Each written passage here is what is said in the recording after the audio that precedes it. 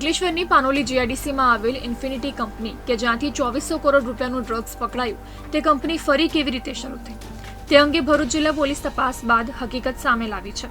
Panoli જીઆઈડીસીમાં August 2022માં NCB અને Bharuch SOG દ્વારા કંપનીમાં અલગ અલગ 2 ગુનાઓ નોંધાયા હતા।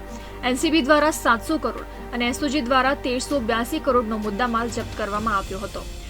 અંકલેશ્વર રૂરલ પોલીસ સ્ટેશનમાં the narcotics drugs and psychotropic substances act તથા સ્પેશિયલ એનડીપીએસ કેસ મુજબ ગુના દાખલ કરાયા હતા।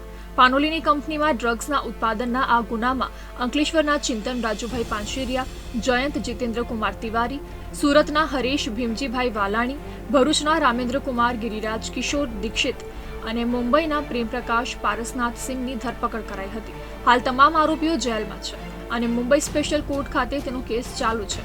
ઇન્ફિનિટી રિસર્ચ એન્ડ ડેવલપમેન્ટ કંપનીની બેંક ઓફ કર્ણાટકાની લોન ભરપાઈ ન થવાથી બેંકે કંપની પોતાના હસ્તક લઈ લીધી હતી।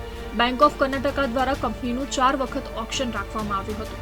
પ્રથમ ઓક્શન 26 સપ્ટેમ્બર 2023, બીજું ઓક્શન 5 ફેબ્રુઆરી 2024, ત્રીજું ઓક્શન 30 માર્ચ 2024 તથા ચોથું ઓક્શન 25 એપ્રિલ 2024ના રોજ કરાયું હતું।